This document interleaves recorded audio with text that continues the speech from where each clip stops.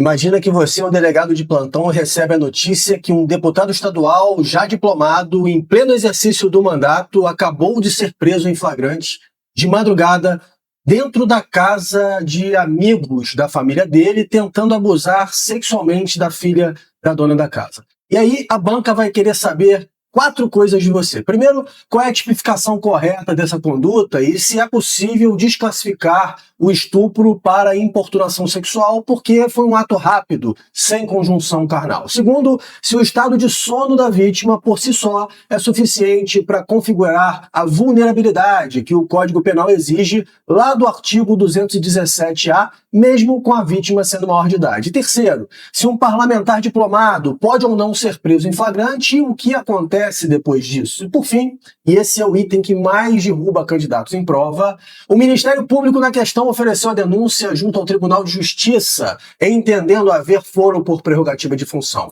E a defesa usa a renúncia do mandato do deputado, que ocorre na questão também, para dizer que o processo deveria ir para a primeira instância. Você vai ter que descobrir aqui comigo que os dois estão errados. Estupro de vulnerável, importunação sexual, imunidade parlamentar, foro por prerrogativa de função, esses são os institutos que você precisa dominar para gabaritar essa questão pesada estilo FGV. Eu sou o delegado Rodrigo Peçanha, esse é o Responda Comigo e a gente vai responder, como sempre, em alto estilo. Tá aí para vocês na tela essa questão estilo FGV bem complexa que a gente vai responder, como sempre, aqui item por item e para que você entenda como é que você vai fazer lá na hora da prova para passar para o papel o conhecimento que você já adquiriu estudando. Então vamos lá, olha só o que a questão quer saber. João, ocupante do cargo de deputado estadual já diplomado e em pleno exercício do mandato, durante viagem oficial ao interior do estado, hospeda-se na residência de uma antiga amiga da família. Durante a madrugada, aproveitando-se de que a filha da anfitriã, Letícia, de 20 anos, dormia profundamente em seu quarto, João ingressa no cômodo e passa a acariciar a genitália da jovem. Letícia desperta assustada, percebe a continuidade da investida e consegue fugir para o banheiro, de onde aciona a polícia. Policiais militares comparecem ao local e efetuam a prisão de João, ainda na residência, em flagrante. Conduzido à unidade policial, o delegado de polícia plantonista lavra o auto de prisão em flagrante delito. Concluído o inquérito, os autos são remetidos ao Ministério Público, que oferece denúncia perante o Tribunal de Justiça em razão da condição de deputado estadual de João. Recebida a denúncia, João renuncia ao mandato parlamentar para assumir a diretoria de uma grande empresa multinacional. Citado, apresenta resposta à acusação, oportunidade em que a defesa sustenta, primeiro, a atipicidade da conduta ou, subsidiariamente, a desclassificação para o crime de importunação sexual, artigo 215-A do Código Penal, sob argumento de que não houve conjunção carnal nem violência física, tratando-se de ato passageiro e superficial. Segundo, a nulidade da prisão em flagrante, por ausência de prévia licença da Assembleia Legislativa, com fundamento na chamada PEC da blindagem, a PEC número 3 de 2021. E terceiro, que em razão da renúncia superveniente ao mandato, a competência deve ser de imediato deslocada para o juízo de primeira instância. E aí a banca vai querer saber de você. Na qualidade de delegado de polícia, responda fundamentadamente e colocam aí 4 itens para a gente responder. Vamos ver quais são, qual a correta tipificação da conduta de João e se é possível desclassificar para importunação sexual em razão da ligeireza do ato. O estado de sono da vítima é suficiente para configurar a vulnerabilidade prevista no Código Penal, mesmo com a vítima sendo maior de idade. Terceiro item aí, letra C, se a prisão em flagrante de João é cabível juridicamente, considerando a sua condição de parlamentar diplomado, e, em caso positivo, qual é o procedimento a ser observado a partir da lavratura do flagrante. E, por fim, se agiu corretamente o Ministério Público ao oferecer denúncia perante o TJ e a renúncia ao mandato, fundamento central invocado pela defesa para pleitear o deslocamento da competência, seria um argumento juridicamente correto para tanto. Esse é o abacaxi que a gente tem que descascar. Como sempre, eu coloco aqui no local da resposta já o que a banca perguntou, até para que você entenda que é muito importante que você vá respondendo item por item, para não ficar nada sem resposta da banca. Você só vai deixar nada se você realmente não souber a parte teórica, e não vai ser um problema de conseguir ou não passar para o papel, que é o que eu tento ensinar aqui, o que eu faço nas minhas mentorias, tudo bem? Bom, A banca quer saber primeiro se você sabe diferenciar o estupro da importunação sexual do artigo 215-A. E aí a gente tem algumas coisas para falar aqui. O examinador, ele quer que você diga que para a configuração do estupro é prescindível a conjunção carnal, bastando um ato libidinoso, que seja produzido com violência ou grave ameaça, no caso de estupro ou no caso da questão, em um contexto em que a vítima não poderia oferecer resistência, o que configuraria estupro de vulnerável. A defesa aqui tentou emplacar a ideia de que, como o ato foi rápido, superficial, e que não teve conjunção carnal, então seria importunação sexual. Só que essa tese não se sustenta. O crime de estupro de vulnerável, lá do 217-A do Código Penal, não exige conjunção carnal. Ele se consuma com qualquer outro ato libidinoso. E o parágrafo 1º do 217-A diz que incorrerá na mesma pena do caput quem praticar as ações descritas com alguém que, aí presta atenção, por enfermidade ou deficiência mental, não tem o necessário discernimento para a prática do ato, não é o caso aqui, ou que, e aí a gente encaixa na questão, que por qualquer outra causa não pudesse oferecer resistência. Compreenderam? Já o crime de importunação sexual, pleiteado pela defesa, fala em praticar contra alguém, sem a anuência dessa pessoa, qualquer ato libidinoso, com o objetivo de satisfação da própria lascívia ou de terceiros. Eu gravei até um informativo essa semana do STJ falando sobre isso, vou deixar o card aqui para você, depois que eu concluir essa aula, assistir lá, porque vale a pena, é bastante importante para quem está fazendo concurso público. Então, esses casos de importunação sexual, o exemplo clássico é o do indivíduo que em um ônibus lotado se aproveita para apalpar alguém. E aí pode ser homem ou mulher a vítima, porque o tipo penal não dispõe sobre o gênero, fala em alguém, tudo bem? Só que lá no 217-A, parágrafo 1º, você pode reparar que existe a expressão que enquadra no estupro de vulnerável a pessoa que por qualquer outra causa não puder oferecer resistência. E é essa cláusula aberta do 217-A, parágrafo 1º, que vai resolver o item B para você, que é o próximo item aí, que está perguntando sobre o estado de sonolência da vítima. Mas primeiro a gente precisa tipificar a conduta de João como quer aí a letra C, não é isso? E a gente poderia começar falando que, já diretamente, né, a conduta de João configura crime de estupro de vulnerável. Previsto, aliás, o tipo, né, previsto no artigo 217-A, aí você tem que colocar aqui, ó, parágrafo 1º, certo?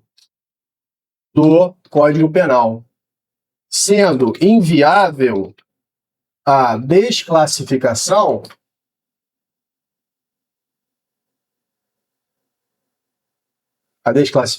para importunação sexual. Aí você já colocou, já tem lá na questão 215-A do CP. Procure usar o enunciado para ajudar na sua fundamentação, né? Isso aí é bacana. Aí olha só, o tipo penal do artigo 217-A, você vai começar a explicar para o seu examinador, né? Que você sabe, que você conhece o tipo penal, que ele não exige conjunção carnal, violência ou grave ameaça. Então, não exige conjunção carnal, violência ou grave ameaça. Não exige isso tudo, né? Vírgula, bastando a prática de ato libidinoso, pode colocar assim, ó, como o consumado por João ao acariciar a genitália de... Como é que era o nome da menina mesmo? Vamos lá dar uma olhada. Você pode colocar só da vítima também, mas ela fala aqui, né? A filha Letícia, não é isso? Letícia. Então, vamos voltar aqui, cadê? Aqui, a genitália de Letícia. Então, o tipo penal 217-A não exige condição carnal, violência ou grave ameaça. Bastando a prática de ato libidinoso, aí você intercalou uma oração ali para sofisticar a sua redação, não é isso? E você vai continuar em vítima o que? Menor de 14 anos, ou que, por qualquer outra causa, não possa oferecer resistência.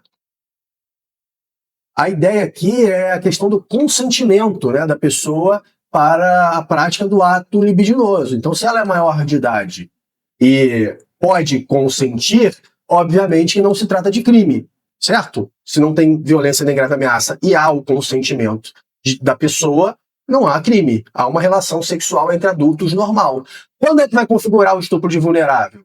Naqueles casos dispostos do 217-A. Enfim, vítima menor de 14 anos, presunção absoluta, não tem como ela consentir em nada, e aí houve até uma alteração recente do tipo penal para incluir isso, para incluir essa ideia nos parágrafos. Ou se a pessoa estiver enferma, com alguma deficiência mental, ou ainda que não possa resistir por algum outro meio, né? Se a pessoa está dormindo, obviamente que ela não vai conseguir resistir, certo? Não pode consentir ou não se está dormindo. Então configura o estupro de vulnerável. E aí a gente tem que falar isso, porque a questão quer saber sobre ainda, né?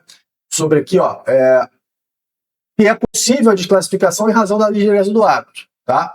Então a gente vai dizer aqui que a alegação da defesa de que é um ato ligeiro, passageiro, não vai ter o condão de desclassificar. Então, a alegação defensiva de que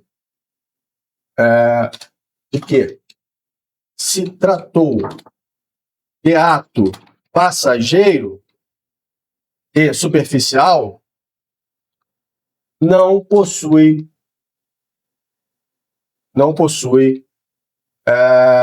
relevância jurídico-penal para fins de desclassificação. Certo? Uma vez que... Vou acertar aqui, desclassificar. Bom, uma vez que a intensidade ou a duração da conduta libidinosa não altera a tipicidade do crime. Ponto. E aí você responde tudo que o seu examinador quis aqui nesse nosso primeiro tópico. Quer ver? Ó, qual é a correta tipificação da conduta de João? Tá aí. E se é possível ou não a desclassificação para importunação sexual em razão da ligeireza do ato. Beleza? Fechamos aqui então o primeiro. Agora vamos ver o segundo aqui, que ele quer saber se o estado de sono da vítima é suficiente para configurar a vulnerabilidade prevista no Código Penal, mesmo se tratando de vítima maior de idade. A banca quer saber e colocou a Letícia com 20 anos de propósito para você não confundir, você não pode confundir a vulnerabilidade etária, que é para menores de 14 anos, com a vulnerabilidade circunstancial lá do parágrafo 1º. São coisas diferentes.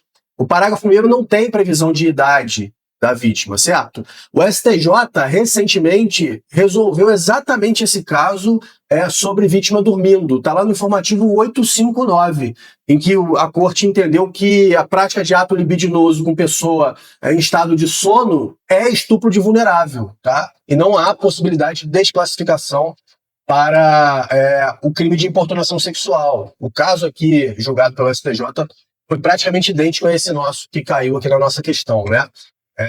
E aí o STJ entendeu, o TJ, no caso concreto lá julgado pelo STJ, entendeu que deveria haver desclassificação para importunação sexual e o STJ reformou essa decisão. Você precisa estudar jurisprudência, cada vez mais as questões estão caindo. Eu costumo falar isso todo dia com os meus alunos de mentoria, e se você ainda não está no grupo, entra lá no grupo, o link está aqui na descrição do vídeo.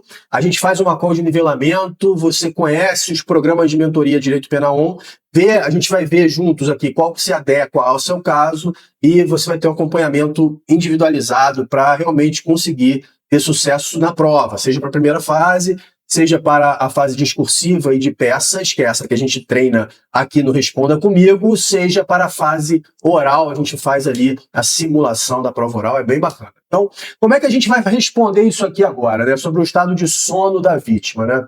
Se é suficiente. Olha, é simples aqui. O estado de sono da vítima é suficiente para configurar a vulnerabilidade exigida pelo artigo 217-A, parágrafo 1º do Código Penal. Tudo bem? Nesse sentido, o STJ, no informativo 859, firmou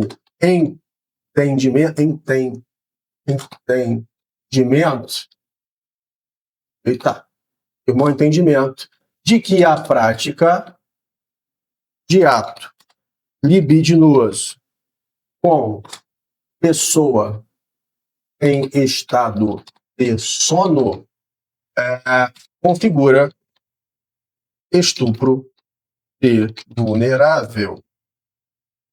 Configura estupro de vulnerável, tendo incabível a desclassificação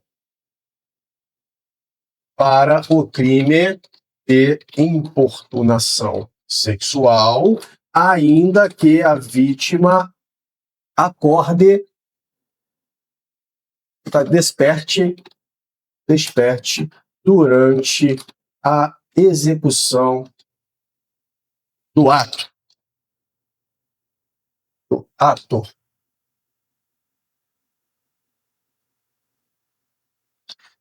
Beleza? Fechamos aqui o ponto 2. Então, você pode, nos comentários desse vídeo, dizer se você responderia de maneira diferente, se você sabia dessas hipóteses todas, né?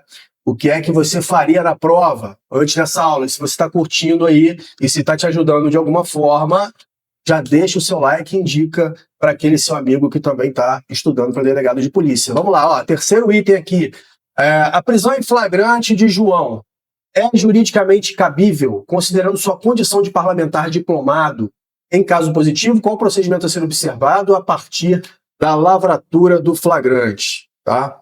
E aí, olha o que a banca quer saber aqui de você. Ela testa se você sabe que imunidade parlamentar não é um escudo absoluto contra a prisão. Se você não confunde dois mecanismos ligados à imunidade parlamentar que são diferentes lá do artigo 53 da Constituição Federal. Quer saber ainda se você sabe que o deputado estadual tem o foro prerrogativa de função e as imunidades por extensão, e isso está no 27, parágrafo 1º da Constituição Federal, que manda aplicar aos deputados estaduais as mesmas regras de inviolabilidade, de imunidades dos parlamentares federais, inclusive a imunidade formal, que é essa ligada à prisão, que está no 53, parágrafo 2º da Constituição Federal, que vai dizer lá que desde a expedição do diploma, os membros do Congresso só podem ser presos em casos de crime em flagrante, né, em caso de crime inafiançável. E ainda que, nesses casos, os autos devem ser remetidos em 24 horas à casa respectiva do parlamentar para que, pelo voto da maioria, a casa decida sobre a prisão, resolva sobre a prisão. Aí o 27, parágrafo 1º da Constituição vai dizer que aos deputados estaduais, todos esses institutos dos deputados federais também são aplicáveis, tá bom? E isso já é pacificado pelo plenário do STF em sede de ADI, que diz que majoritariamente, né, acaba entendendo que o legislador constituinte originário estendeu realmente expressamente aos deputados estaduais essas imunidades dos membros do Congresso Nacional, inclusive a imunidade formal quanto à prisão. Mas a regra aqui veda a prisão em flagrante fora dos crimes inafiançáveis. E aqui a gente tem um crime que é hediondo, o estupro de vulnerável, e que, portanto, é inafiançável, assim como todos os crimes hediondos. Está na 8.072, o artigo 1º, inciso 6º, traz o estupro de vulnerável no rol dos crimes hediondos, para etiquetar os crimes como hediondos, e o artigo 2º, inciso 2º da 8.072 diz que esses crimes são insuscetíveis de fiança. Então, a prisão em flagrante do João é válida. O que muda por causa da condição parlamentar é o que acontece depois, que os autos do inquérito não vão seguir o rito comum. Eles têm que ser remetidos à Assembleia Legislativa em 24 horas, para que a Assembleia Legislativa, pelo voto da maioria de seus membros, decida se mantém ou não a prisão. Só que a defesa argumenta, e aqui é uma pegadinha da questão, que Isso deveria ocorrer por causa da chamada PEC da blindagem, que foi a PEC número 3 de 2021. Ganhou muita repercussão na época, porque ela estabelecia, ou reestabelecia, na verdade, que deveria haver uma licença prévia da Casa Legislativa para que ocorresse prisão e processamento de parlamentares. Só que essa PEC não virou emenda constitucional, ela foi aprovada em dois turnos pela Câmara dos Deputados, mas foi rejeitada à unanimidade na Comissão de Constituição e Justiça do Senado. Tá? E aqui tem um detalhe importante sobre o processo legislativo, já fica aí o conhecimento para a tua prova de direito constitucional. Quando a rejeição na CCJ é unânime, e a proposta de emenda é considerada inconstitucional, o regimento interno do Senado autoriza o presidente do Senado a determinar o arquivamento definitivo da PEC sem levá-la ao plenário. E foi exatamente isso que aconteceu na época. O presidente do Senado decidiu que iria fazer o arquivamento definitivo. Tá? Se a decisão não tivesse sido unânime na CCJ, aí poderia haver o recurso de, aí no mínimo lá 9 senadores, para poder levar o caso para o plenário. Mas essa PEC está definitivamente arquivada, tá bom? Além dessa história toda, a Constituição proíbe reapresentação da mesma matéria que já foi rejeitada na mesma sessão legislativa, né? Está lá no 60, parágrafo 5º. Então vamos tentar conseguir fazer essa questão, que responder isso tudo, sem, obviamente, todos esses detalhes que eu passei para vocês, que são mais questões doutrinárias. A gente precisa ser objetivo e responder o que o examinador perguntou. Então, ele começa perguntando se a prisão em flagrante de João é juridicamente cabível, né, considerando a sua condição de parlamentar. Você já começa respondendo para ele, como eu sempre digo, tentando estimular o indivíduo a continuar a ler a sua resposta. Então você já começa acertando o que ele perguntou. A prisão em... tá alto aqui, peraí. A prisão em flagrante de João é juridicamente válida. Ok? Você já respondeu isso. Aí você precisa agora começar a fundamentar a sua resposta aqui, certo? Então, a imunidade formal do artigo 53, parágrafo 2º da Constituição Federal de 88, aplicável aos deputados estaduais por força do artigo 27, parágrafo 1º da Carta Constitucional, vou acertar aqui o aplicável aqui, da Carta Constitucional,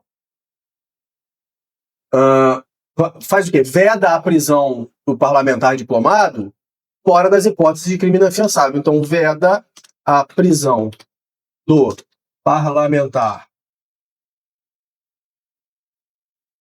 diplomado apenas fora da hipótese de flagrante de crime inafiançável. Certo? Aí você vai dizer aqui, ó, o estupro de vulnerável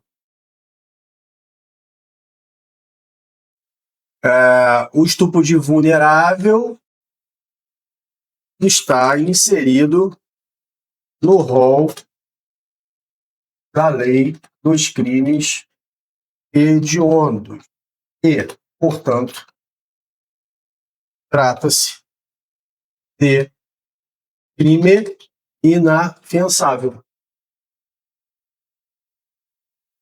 Aí, é claro, lá na hora da prova, se você souber todos esses dispositivos de cabeça, que é o artigo 1º, inciso 6º, e artigo 2º, inciso 2º da 8.072, você pode colocar, tá? Eu não estou colocando aqui porque, sim, não precisa, né? Seria algo que faria com que a sua questão ficasse mais bem elaborada, bem fundamentada, mas não há essa necessidade, tá? Se você souber, pode colocar, se você tiver tempo, pode colocar, só não chuta nunca artigo nenhum, tá bom? E aí, Então, o estupro de vulnerável está inserido no rol da lei dos crimes hediondos e, portanto, trata-se de crime inafiançável, o que autoriza a prisão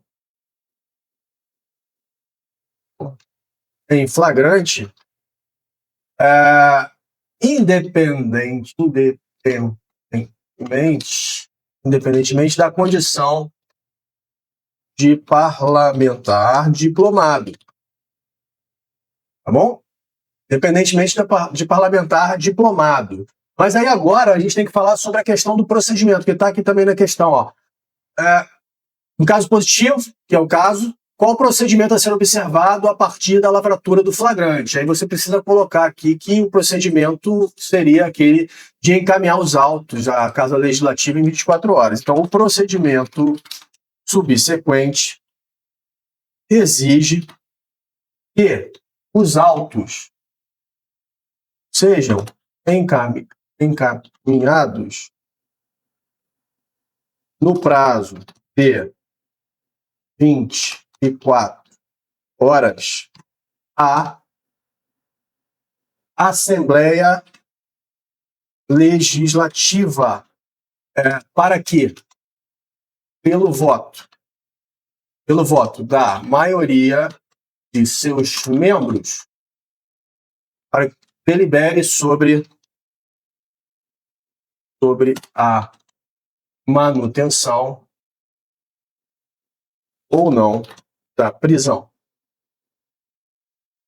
Então você já disse, né, isso. Agora, lembre aqui, é isso. Qual o procedimento? O procedimento é esse, tá? Agora vamos para o próximo, né? O próximo que é saber se agiu corretamente o Ministério Público, oferecer denúncia perante o tribunal. E aí esse aqui é o item que realmente eu vou falar para vocês, é aprofundamento teórico importante e sagacidade na hora de resolver a prova que você precisa ter, tá? Quem só olha ali pode ser induzido a erro, tá bom? Presta atenção, tem uma pegadinha dupla aqui. O Ministério Público errou o juízo e a defesa acertou o juízo, mas errou o fundamento pelo qual deveria ser deslocado para a primeira instância. O primeiro erro do Ministério Público é que ele oferece a denúncia no Tribunal de Justiça só porque João é deputado estadual. Usa aqui o critério antigo de que bastaria ostentar o cargo para ter o foro prerrogativa de função, mas não é assim mais. O requisito do foro de prerrogativa de função desde 2018 traz 2 elementos cumulativos que foram fixados lá na ação penal 937 pelo STF. Certo? O foro prerrogativa de função só pode ser aplicado aos crimes cometidos durante o exercício do cargo e ainda relacionado às funções desempenhadas. Então, durante o exercício do cargo, tudo bem. Esse requisito está atendido. O João estava exercendo o cargo e ele estava em viagem oficial. Tá? Mas isso é só uma coincidência temporal. O crime que ele cometeu, do estupro de vulnerável contra a filha de uma amiga da família dele, foi num contexto completamente privado, não tem nenhuma relação com a atividade legislativa, fiscalizatória, institucional do mandato de João. A viagem oficial aqui foi só um cenário. Não vai transformar esse crime em algo ligado ao mandato dele. Ou seja, o Tribunal de Justiça nunca deveria ter recebido essa denúncia. O erro do Ministério Público foi anterior a qualquer discussão sobre a renúncia do mandato que ele fez depois. Tá? Agora, e o erro da defesa? A defesa entendeu certo que deveria ser na primeira instância, como já vimos, mas escolheu a via errada. Ela usou a renúncia do mandato do parlamentar como um fundamento para pedir para deslocar para a primeira instância. E aqui existe uma pegadinha muito maldosa das bandas. Dificilmente a gente vê. A tentação é de quem está respondendo lembrar do informativo 1168 do STF. E vai dizer que a prerrogativa de foro para o julgamento de crimes praticados no cargo em razão das funções vai subsistir mesmo após o afastamento do cargo, ainda que o inquérito ou a ação penal sejam iniciados depois de cessado o exercício desse cargo. Só que esse precedente resolve uma questão que só existe se o foro por prerrogativa de função tiver existido em algum momento. Porque essa decisão trata da persistência do foro por prerrogativa de função depois da saída do cargo. Mas o foro por prerrogativa de função, no caso de João, nunca existiu. Porque faltou exatamente o nexo funcional exigido pela ação penal 937, perceberam? Então o aluno pode aqui, o candidato, chegar empolgado e lembrar lá e achar assim, a pegadinha, mas a pegadinha é outra. A pegadinha tem uma dupla camada. É uma pegadinha muito maldosa. Então não existe aqui persistência no foro para que houvesse um deslocamento. Essa renúncia, portanto, do mandato é um fato juridicamente irrelevante aqui para o caso. Ela está colocada aí só para te induzir a erro. Tudo bem? Então essa renúncia não é argumento correto para tanto e você precisa dizer por quê. Mas primeiro tem que falar se o Ministério Público agiu corretamente aqui, não é isso? Então a gente começa assim, ó. O Ministério Público não agiu. Vamos colocar como a gente sempre faz, ó. Por fim, certo? O Ministério Público não agiu corretamente ao oferecer a denúncia junto perante o Tribunal de Justiça, ok? Realmente é uma questão muito maldosa mesmo, junto ao Tribunal de Justiça, né?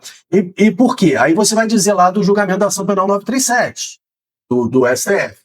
O STF, no julgamento da ação penal 937, fixou que o foro por prerrogativa de função aplica-se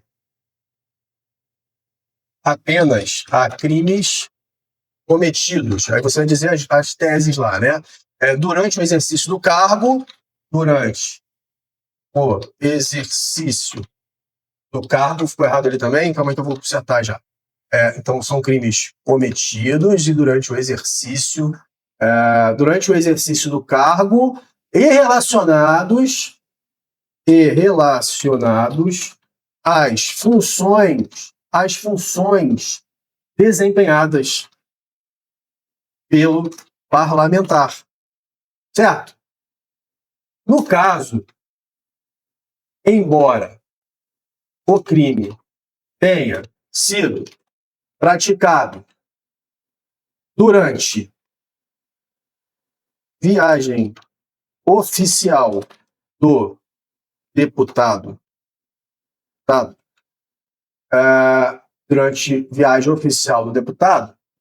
a conduta não guarda qualquer ligação com o exercício das atribuições parlamentares. O que vocês acham? Tá ficando legal assim? Das atribuições parlamentares. Então, o que a gente não tem aqui? O nexo funcional exigido pela ação penal 937. É isso? Então a gente vai colocar ausente o nexo funcional exigido pela ação penal 937, o foro por prerrogativa de função, não chega a incidir sobre o caso. Aí você já começa a montar a estrutura para você depois quebrar também o argumento da defesa, ou as razões, né, pelas quais a defesa queria o deslocamento lá para a primeira instância, que já vimos que está equivocada, certo? Não incide sobre o caso, vírgula, de modo que a denúncia deveria ter sido oferecida, ou apresentada, melhor, né, apresentada, deveria ser apresentada desde o início ao juízo de primeira instância. Beleza? Ao juízo de primeira instância. Então, por essa razão, a renúncia ao mandato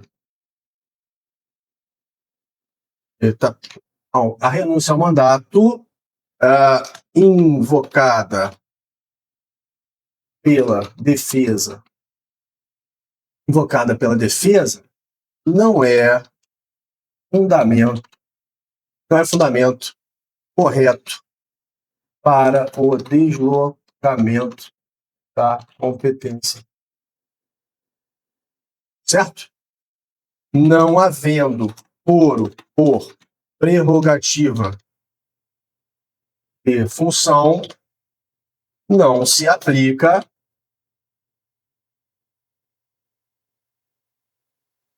não havendo foro por prerrogativa de função, não se aplica ao caso a tese fixada pelo STF no informativo 1168, que é onde o seu examinador queria te pegar, no informativo 1168, que pressupõe até lá do informativo prévia incidência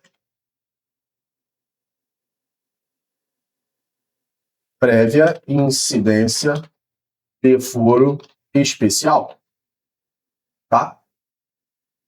A competência, você pode colocar ainda, da primeira instância decorre da ausência originária de nexo funcional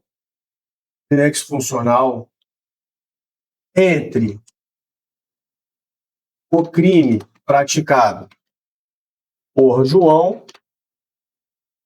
e o exercício de seu mandato. Claro, ficou bom?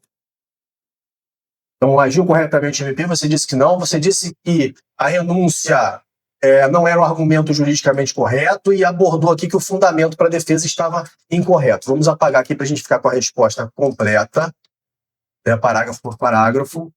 E aí, a gente tem aqui os nossos parágrafos envolvendo todos os pontos requeridos pelo seu examinador. Gostaram aí dessa questão? Deixa o seu like, se inscreva na lista da mentoria. Vamos fazer uma avaliação comigo. Quem sabe você não tem aí possibilidade de ingressar num dos nossos planos de mentoria e ter um sucesso na sua aprovação para delegado de polícia. Tem reta final do Paraná, mas eu só vou receber alunos para essa reta final do Paraná por mais 10 dias, porque a prova está se aproximando, e aí não tem sentido colocar um plano de reta final, faltando aí 2 meses para a prova. Ainda dá tempo, entra aí na lista, não se esqueça, segunda-feira tem a Lei Penal Especial, Marco do Combate ao Crime Organizado, com material de apoio, 19 horas, e nas quartas-feiras o informativo Jurisprudencial On, onde a gente aborda sempre um tema relevante e que com grandes chances de cair no seu concurso. Um forte abraço, fiquem todos com Deus